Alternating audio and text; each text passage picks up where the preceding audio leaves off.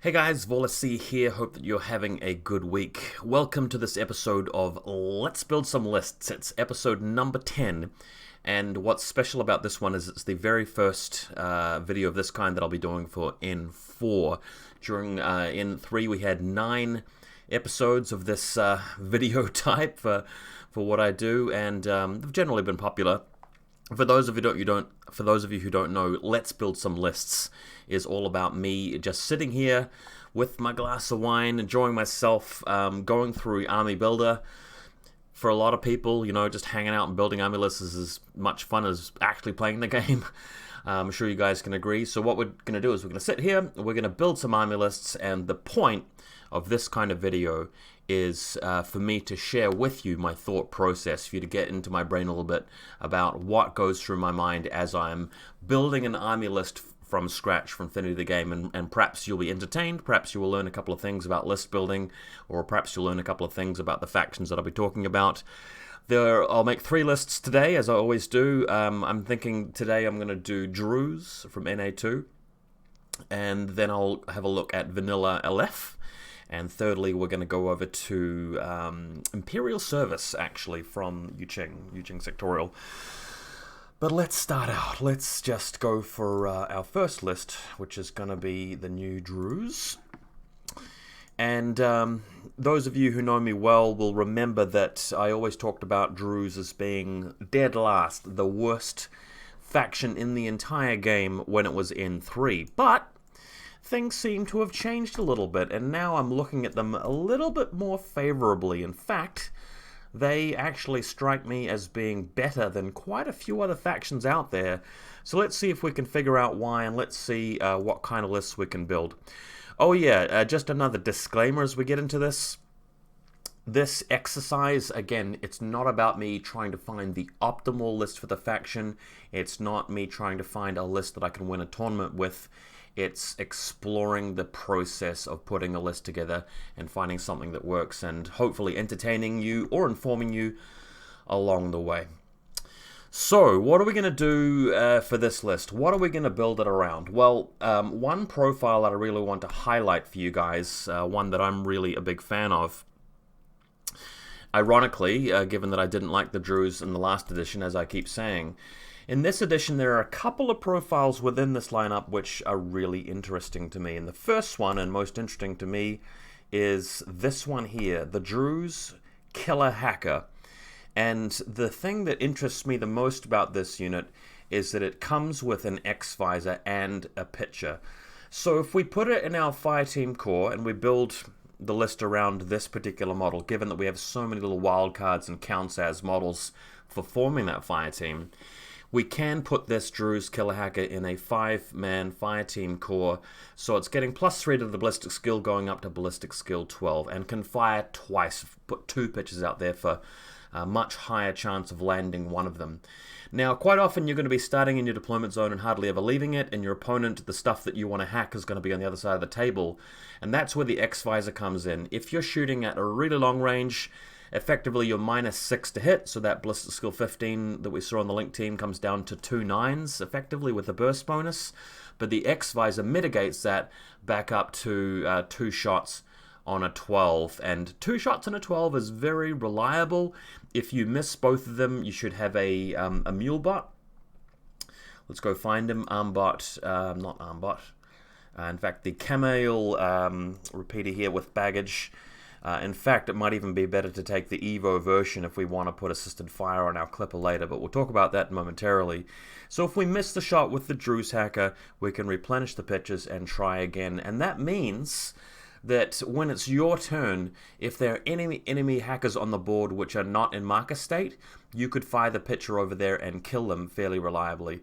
Let's say you know that your opponent's interventor is their lieutenant. Sometimes that could be quite easy to guess. Well, I mean, if you don't feel like you can win the game in a conventional way, one thing that could get you ahead is firing that repeater. And then you go in for the Trinity. The Interventor will obviously hack you back. Interventor's Whip 15, BTS 9, so it's not going to be easy. but you're going to be +3 willpower because of the Trinity bonus, so whip 16, 3 dice from your active turn, and your opponent is going to be -3 to hit because of the firewall, and if they get something through to you, -3 to their damage. So over a couple of orders, you might well take down that Interventor. It wouldn't be surprising if you managed to do it. Just a little bit risky. Main thing is, though, that if you get a pitcher out there, you can start hacking with other things, and that's where our other alternative hacker will come in. So I quite like grabbing Valeria Gromos. Note that she also has a pitcher, so if for some reason you want to use Gromos to fire the pitcher instead, maybe because you ran out and the Evo bot was dead or something like that, this does allow you to have a backup pitcher, but most of the time, since the Druze is BS12 and has the X-Visor, that will be the model shooting the pitchers, not Valeria. Thing is, Valeria has the hacking programs that the Druze doesn't, so she comes with, obviously, Spotlight and Oblivion, which you want, and the Total Control +1 burst. Well, here's the gimmick. So you fire the pitcher with the Druze Killer Hacker, it lands in place next to their tag, and then you start hacking it with Total Control through the firewall with Valeria, and you're throwing 2 dice rather than 1, meaning it's much more order efficient to try and possess their tag in your turn. So let's say very first order of your turn, you get the pitcher down. Second order of your turn, you hack with Valeria with Whip 14 and 2 dice and your Total Control. Pretty decent chance of like possessing their tag straight away. So let's say you've just freshly grab their Marut or their Overdrawn or whatever it might be. You've got their tag in their deployment zone. You could just turn around with their tag and start shooting things, or you can move it back towards your line. If you get the tag somewhere towards the middle of the table, you could just shunt it into close combat with Saito. The way that works is that if you have 2 of your own friendly models base to base, which they're allowed to be, when your opponent spends the command token in the next turn, I believe this is how it works anyway, they would then be in close combat. I can't think of any reason why that wouldn't be the case, but I'm sure you guys will tell me if that's wrong. For that reason, I really quite like putting Saito on this list, given that everybody's capped out at 15 units per list. You kind of want to take some expensive stuff, and Druze have access to Specialist Saito, and at 37 points is very, very good. I mean, it gives you a faction access to Smoke, which otherwise wouldn't have had. And he's lethal in close combat, as you'd expect, so he gets the job done, and sometimes he's going to be a specialist. I think he's a really good choice in this edition. He's good at dodging, he's got the extra dodge speed. What's not to like? I think he's a really good choice. But if we are going to be having Smoke in the list, let's try and get some kind of MSV2 into the Link team. So the Druze multi-sniper I like because of the mimetism, but let's just go see, because I've got a feeling Brawlers can be added. Let me just check. Brawlers can be part of any fire team of Druzes. So that's what I'm going to do. I'm going to grab the MSV2 sniper. That's going to join Valeria and the Druze hacker. And that way we've got something with a gun that can actually shoot in the active turn through Smoke if Saito sets it up, which is quite strong, or act as a kind of sniper that's going to take them down through Smoke. The other thing that I feel is really cool for this Link team is the Clipper Drone bot for a couple of reasons. If we're already committing to the Evo hacking device, we can put assisted fire on the Clipper, and then once we're ready, that stands up. That's our aero piece, and it's effectively BS12 +3 for the Link, that's 15, +3 for range, that's 18, and you could, because you're ignoring cover, is what I'm saying there. Now, although BS attack guided doesn't benefit from the Link team, it's still worth having the Clipper Drone bot shooting a targeted thing anyway, because it's still very accurate. So let's say you can see your opponent has a Ghulam lieutenant, and you definitely know that that's their lieutenant because nothing else is valid, or maybe it's like something really obvious like a Nexus specialist in an Onyx list.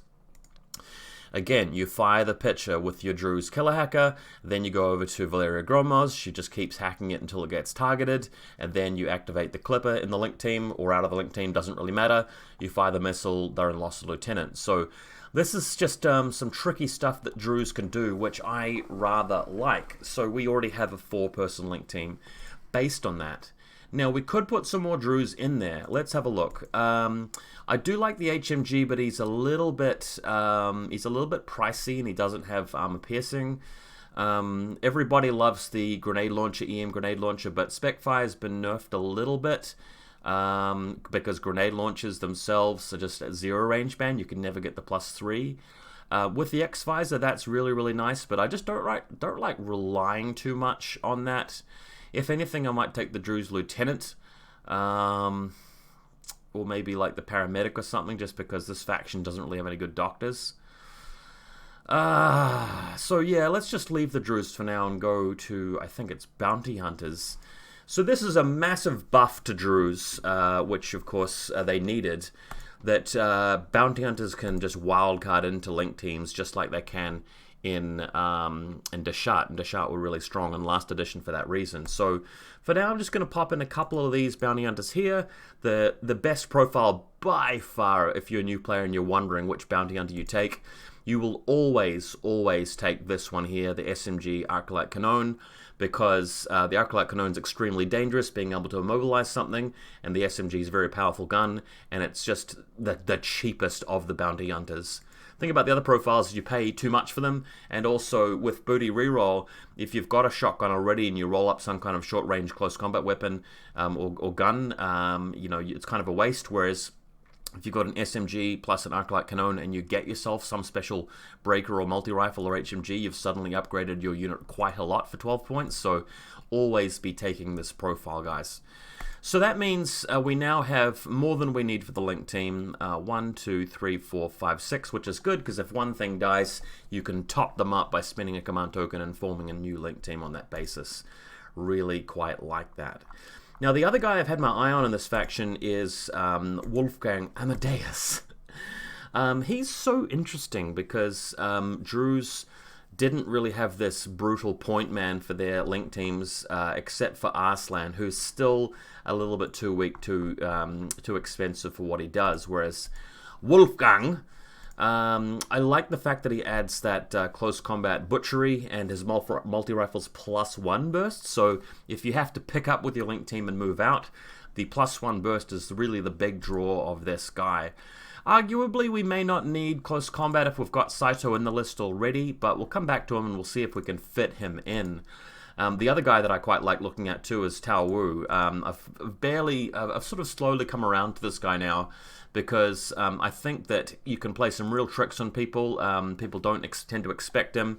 You can be nanopulsing or flash pulsing people quite effectively when they thought that you were somebody very insignificant. And his counterintelligence can actually be a pretty big deal. But again, we'll come back to him. So what else do we need in this list? So let's go over Fugazi drone bots. We're definitely not going to need these guys, otherwise we're not going to have enough points overall. Oh, hang on, let me just...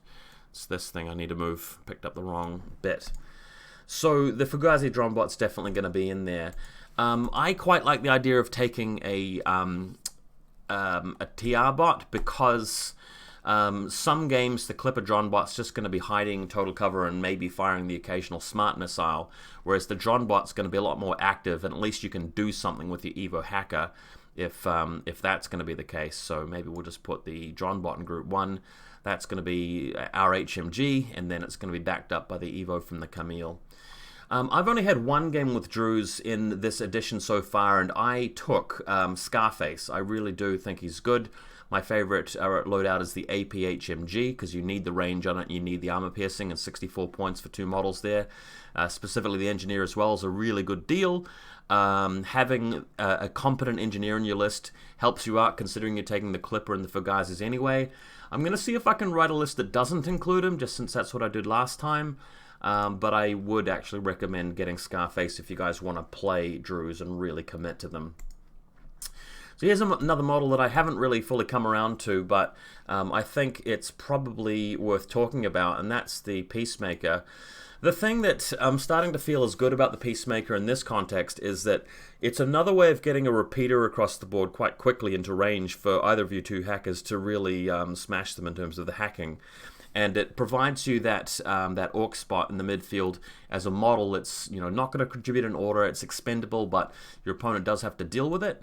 And if you're starting with the first turn, your Peacemaker may well be able to just start halfway up. You can put assisted fire on it through its own repeater using your Evo hacker, and then potentially do some damage with it. So we've got quite a lot of shooting in this list already. We might not actually get around to including Amadeus Wolf, unfortunately. Saito's going to go into Group 2. It's looking good, so we just need 3 more orders. We may be able to afford him. Now there's the Hunzergut as well. Again, this list is a heavy hacking list, so the deployable repeater forward observant guy is great. I really love that he's a specialist for us, so we don't necessarily have to reveal Saito just to press buttons. We can use the Hunzergut. Hunzerguts are very efficient, cheap units, which are very effective. He's got a lot of good armaments there. The mines are very good, but deployable repeater it can be wonderfully powerful. If your opponent walks past you with a tag and you know they're going to kill your Hunzergut and you just decide to drop a deployable repeater, that can shut down the push because they have to then deal with the repeater, otherwise they get hacked. It can be very strong, and with such powerful hackers in your list, it's good to have that that presence.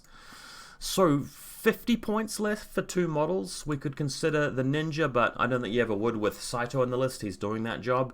We could put Wolfgang into the list. That might be really fun. Pathfinder Dronebot, another specialist in there. Sensor, very nice. Not 100% necessary. We have spent all of our SWCs.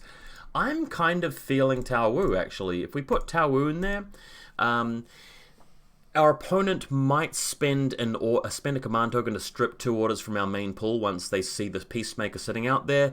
Tao Wu counters that, and because he's in Hollow Mask state, they don't necessarily know that they're going to be stripping only 1 order with their command token, so that's kind of fun.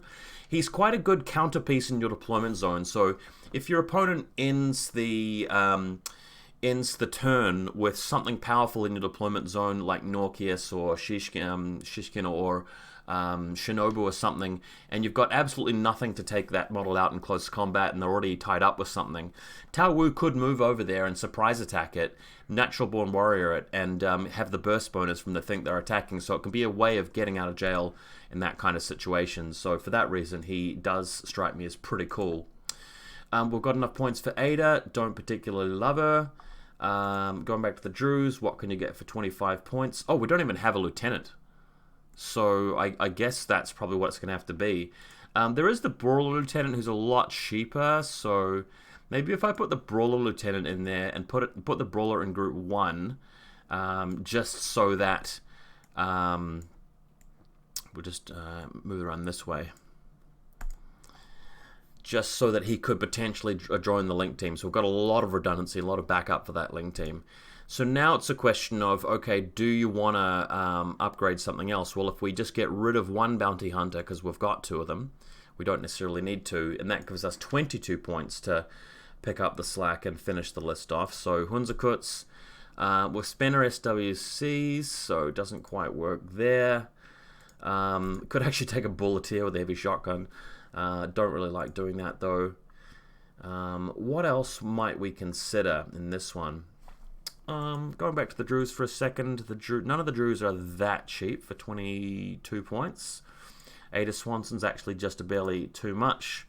So maybe we should have done it around the other way and actually had the Druze Lieutenant. Although, I mean, what's the point of spending an extra God knows how many points on just really having 1 extra point of willpower? I don't really see it. I don't really see it happening. Yeah, so just a sec. If we go back to the Bounty Hunter and bring him back in again, and instead of changing him around, is there something else we can upgrade and basically make it 10 points more expensive? This hopefully gives you guys a bit of insight into how my list building goes. Is there a way that we could have got Wolfgang in there? Is there something that could be upgraded that already costs 25 points? Well, we could take out the TR bot. I don't really like taking out the TR bot. Tao Wu. So what we could do if we don't like... So there's basically 2 versions of this list then. So Tao Wu, or if you want to take Tao Wu out, you've got Wolfgang in there instead of him. I guess the advantage that Wolfgang gives you is that if you are definitely going to be forming a 5-man Link team and walking across the table, being burst 5 with the multi-rifle once the Link team is kicked in, and Ballistical 15 with them is pretty strong, and having your boys coming in around you, and girls for this matter, for the close combat is pretty awesome. And of course he's got Climbing Plus, which can be useful for getting up on top of a building and shooting something with your powerful bursts. So that's one way to go. I was kind of enjoying the Tao Wu option there, but I think we'll leave this list as is. Hopefully this has inspired you guys to write a couple of Drew's lists yourself. As you can see, it's got a lot of tricks. It can attack quickly with the Peacemaker. It can press buttons with Saito and the Hunzakut. You've got a big brutal link team which can pump out some nice AROs. You've got MSV2 in there. You've got some hacking gambits. You've got 15 orders. It's not a bad list. I think that this can definitely win games and, you know, place mid-pack, high top 10 of a tournament if you played really well and was very lucky. Don't think this faction's the best faction in the game, but as we can see, they actually pack a lot more of a punch than they did in the last edition. If you're serious about Druze, though, I think maybe try Scarface out because it's great to get that engineer in there. And you wouldn't really want to take a brawler engineer for like 1 billion points and whip 12.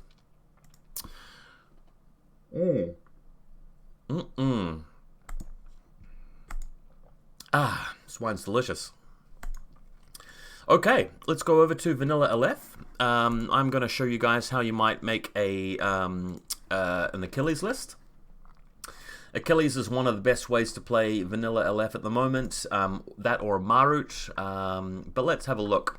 So Achilles version 2 with the hoplite armor is now flipped around. He's now the better version of Achilles because armor's more significant in this game and because they've given him an AP Spitfire, so that's the main thing. He does not have Mimetism -6, which is a real shame. If you really want that, you'd have to go back to the other Achilles, but then he just comes with a normal boring Spitfire and he's way more points for some reason. So don't take normal Achilles. That was for N3. We're in N4 where Achilles with the AP Spitfire for 66 points is a bargain. 2 SWCs as well. I think the old school edition used to be more than that. Yeah, so he's actually been reduced in points across the board. His close combat, I mean, he can't go burst 2 in close combat, but that's okay. With the new crit system, you're doing so much damage. And armor 6 is really handy. The armor piercing on the Spitfire is really handy. So Achilles very, very good. The new dodge mechanic helps him, especially with the dodge plus 1 inch. So if he needs to dodge some mines or chain rifles, he can continue towards them at a rapid pace. And the forward deployment is very useful for deploying him somewhere where he can attack straight away and get into the guts of the enemy. So, if we're going to be playing Achilles and we're going to be attacking with him, which you should, you should try and find options for aggression. We want some chain of command, so we could put the Merman on Officer, but I feel like the better option is the Shukra. If we can find him in the lineup somewhere. Shukra Consultant, you take the cheaper version, Boarding Shotgun, because then he can be less points and defend himself. If you've got 2 spare points at the end of the list building process, you could upgrade him to a multi-rifle, but normally no need. This guy is very useful at going and discovering a impersonation marker in your deployment zone, but that doesn't usually come up. If the guy with the impersonation marker is going first, they don't usually deploy him in your deployment zone, and if they're going second, sorry, I meant that the other way around. If they're going second, they don't deploy him. They're not going to deploy him next to your Shukra, and if they're going first, they're going to kill something first. But mainly, you're paying 24 points here for counterintelligence and the chain of command and a guy who acts as a specialist. It's kind of worth it. You don't really want to be going into Lost Lieutenant with this list.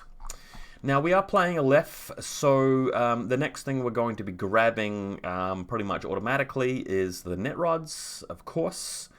Whereabouts are the net rods? I can't remember where the net rods are. Let me just scroll up and down.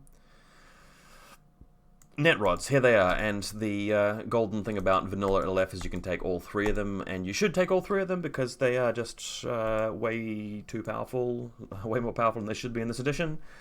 Excellent. We're also going to want some posthumans. In fact, I'm going to come back to posthumans because the rest of the list is going to determine what kind of posthumans we need. See, the other thing we're going to talk about in this list is our other new gift in this edition for Aleph in general, and that is Atalanta. She's a bit of a squishy unit, unfortunately. But the thing about her is that if your opponent doesn't really have the right kind of army list, they may not actually have anything that can shoot her effectively.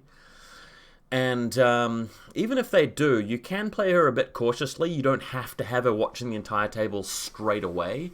You might want to stand up in your second turn and have the total reaction kick in when it matters a lot more in the later stages of the game.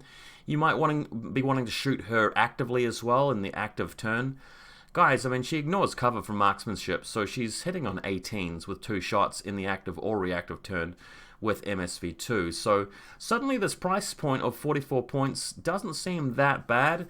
She's immune to shock as well. The 1 wound thing is squishy, but the next thing we want to put in our list is a doctor, because if Atlanta goes down, we want to be able to revive that 44-point model with all of these abilities. But also Achilles, he's got 3 wounds. I mean, he might just get hit unconscious in the enemy's active turn if they come charge over and shoot at him. So let's go back to the posthumans now, where we can systematically determine that this Proxy Mark 1 Doctor is actually a pretty good choice. That's the way to go over the Sophotect in my mind. If we need to do some engineering, we may have a Monstrucker for that. Then we're going to get the mandatory Proxy Mark II. We already have a great sniper on our list, and the new version of the Mark II multi-sniper doesn't have hidden deployment. I don't like it as much now, but the new hacker, it's even better because hacking's even better and boarding shotguns are even better. So the Proxy Mark II is the way to go. So that's it for the proxies. We may come back and add a Forward Observer Mark V or the Heavy Rocket Launcher Mark IV. Both good options, but again, we're going to come back to that. Now, the other thing that we systematically need to go and look for is some smoke, because that's one advantage of playing vanilla LF is the access to smoke, and we want to combo the smoke with Atalanta. So, the best smoke thrower in my mind in this faction is this handy little Myrmidon here, who only costs 16 points. We might end up getting 2 of these guys. But they're great in close combat. They have a chain rifle for defending the deployment zone. Mimetism -6 means they can sometimes win a shootout with just a pistol.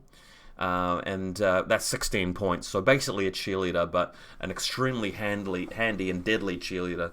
And you're going to deploy this Myrmidon quite close to Atalanta for that combo.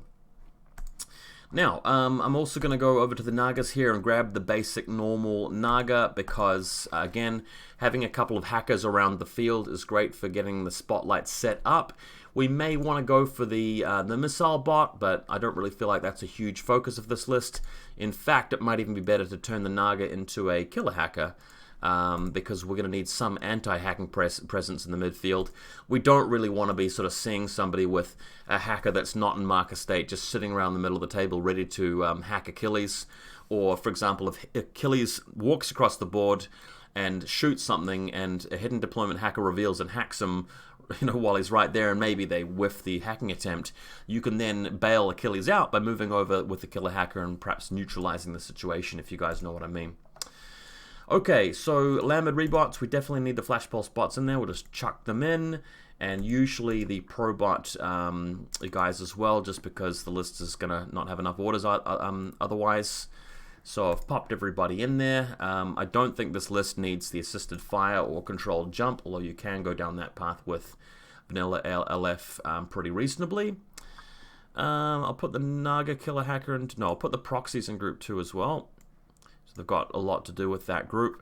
And as I'm closing in on 15 units, I might save some points over for the extra proxy, because that's usually pretty good. In fact, let me just go and do that right now. I'm going to go to the posthumans. I am, in fact, going to take the heavy rocket launcher guy, because if I don't want to rely and crutch on Atalanta doing the sniping for us and doing the AROs, the Proxy Mark IV does that a lot better because he's expendable. You don't lose an order if he goes down. He can be revived by the Proxy Doctor. It's looking really good. Sometimes he just tanks the hits, and other times he gets a critical hit and just wrecks them with his rocket launcher. So that's going to handily round out our SWCs to 5.5. We still don't really need an engineer in here. Another way we can go actually is to put the Liberto in, to be honest, if we take out the proxy heavy rocket launcher, but maybe let's not bother with that. I'm just going to go and see what I can do to get the list up to sort of 300 points now that we've got the extra proxy in there. One way to go is to put a second Myrmidon in, just because we definitely want to have You know, places where we can put smoke on either side, and they're just all-round really good troopers. Only problem is that puts us a bit too close to the points cap. So let me just look through. Maybe we should do it the other way around. So if we take the rocket launcher out, we could put the proxy forward observer and the Liberto in there. Are there any other little solutions? Because we seem to have used up the super cheap models around here. I mean, the Myrmidon.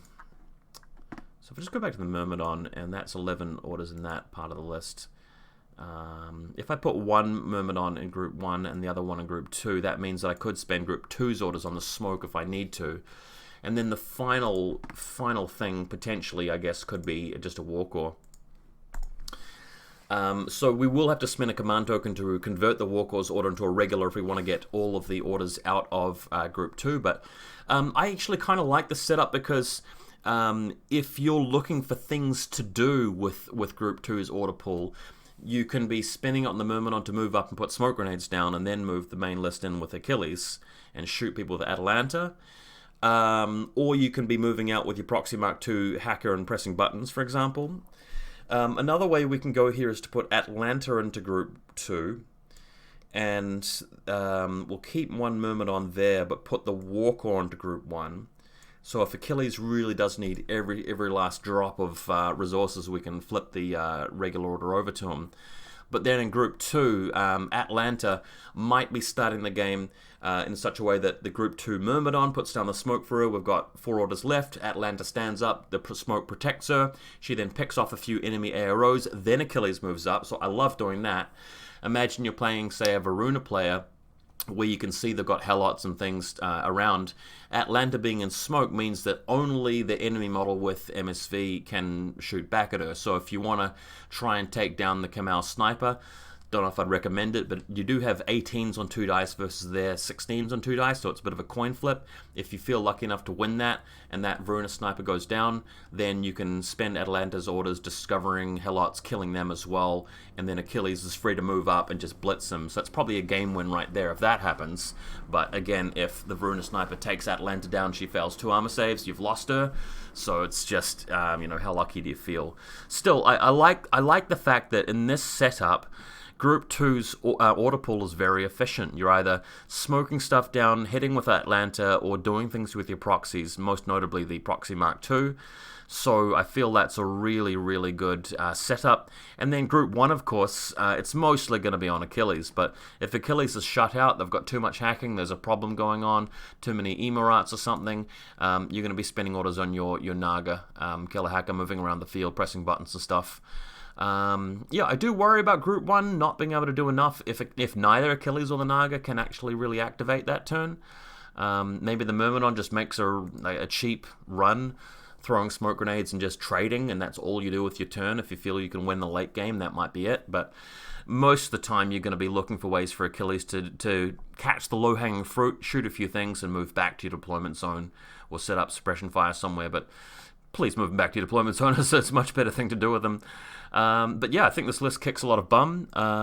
You know, pretty strong list, not the strongest thing in this edition, but if you feel like playing Achilles, you miss the old Greeks, you want to get some Myrmidon Achilles action, this is a great way to do it. Really cool list. Oh, okay, so what faction did we say we were going to finish with? Imperial Service, alright.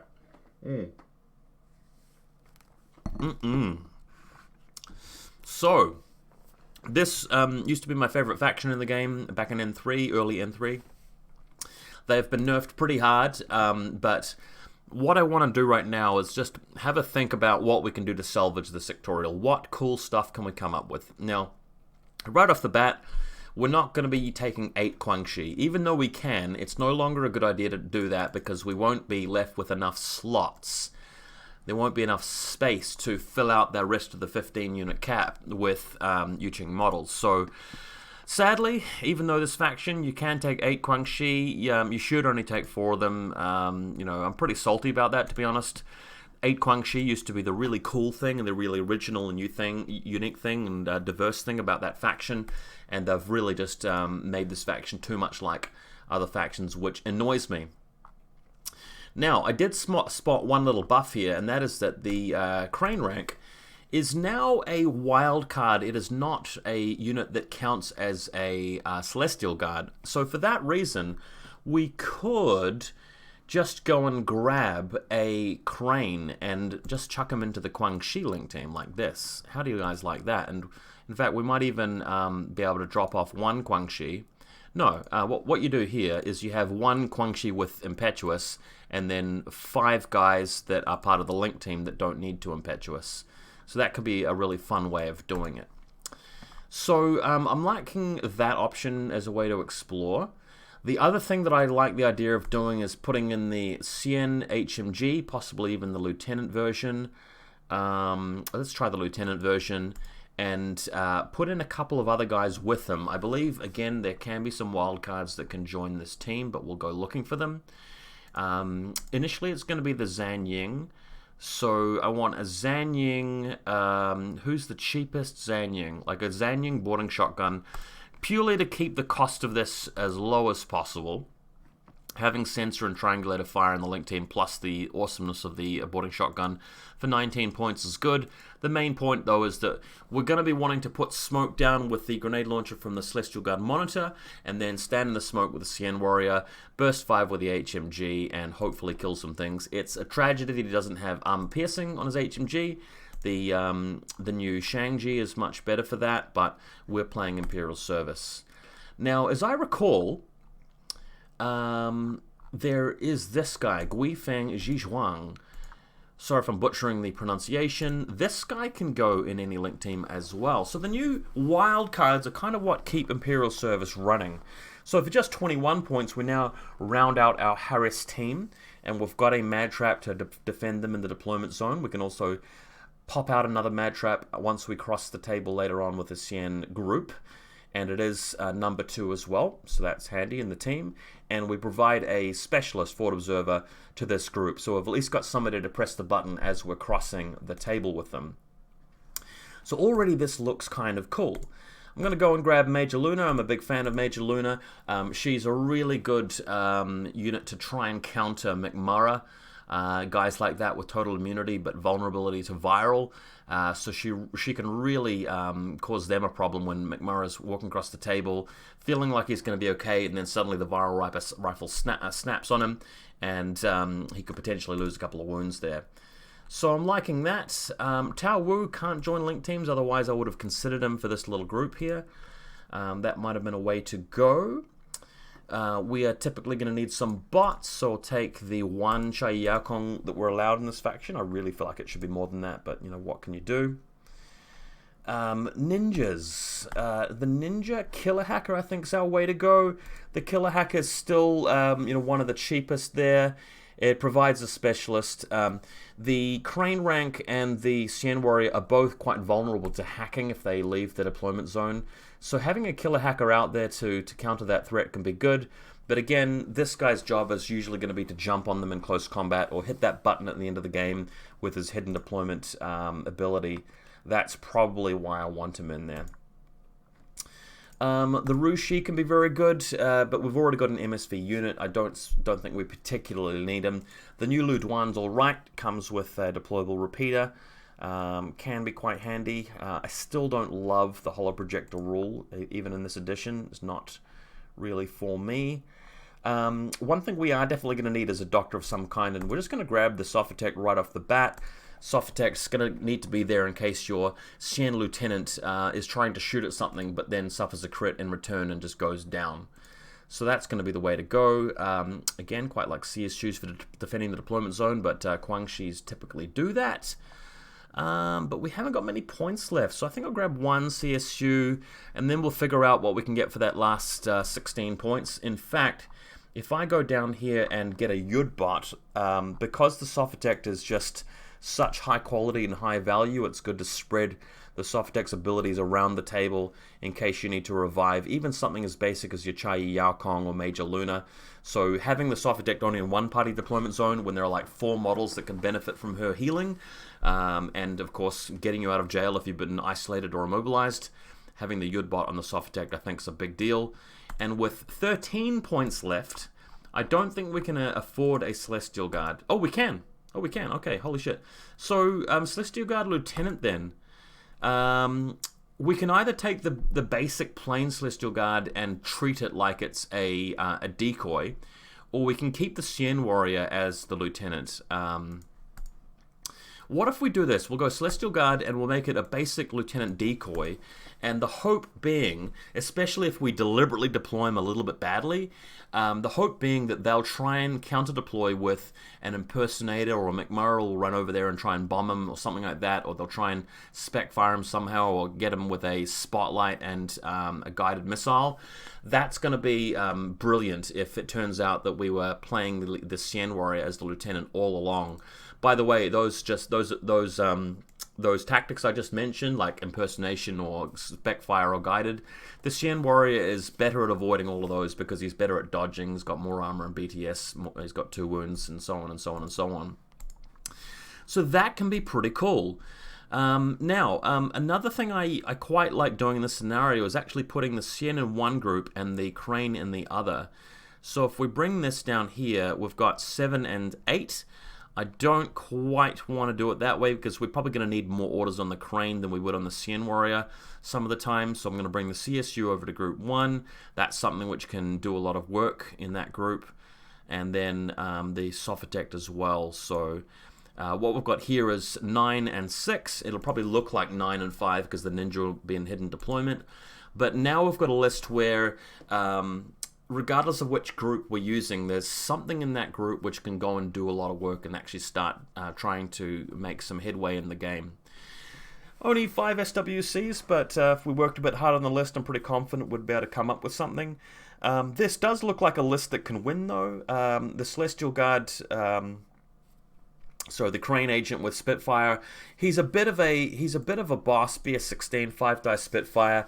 He can't really, shred tags or anything or heavy infantry, but he's good at like discovering, Helots and shooting war cores and picking off flashpole spots. That can be really quite strong. And then the Xian Warrior is just there to sort of pick up the things at the long range that the Crane can't really quite deal with. You put them on either sides of the board and you just look for the best lines and the best opportunities you can and try and just win an overall attrition game. Again, not the strongest N4 list that I've ever seen, but it shows you at least that you can do something with Imperial Service. They have a bit of confidence left. And if you really like the style of this faction, something like this might be worth it for you. There are plenty of other options to explore, of course. There's the Sujian, the Wooming Link team, the Garuda and Dakini bots, assisted fire, that kind of thing, Canrens. So there's a lot of other ways you can play them, but this is one way that occurred to me that might work. Alright guys, this has been Let's Build Some Lists. Hope you guys enjoyed my 3 lists. Let me know what you think, and I'll be back soon with another video.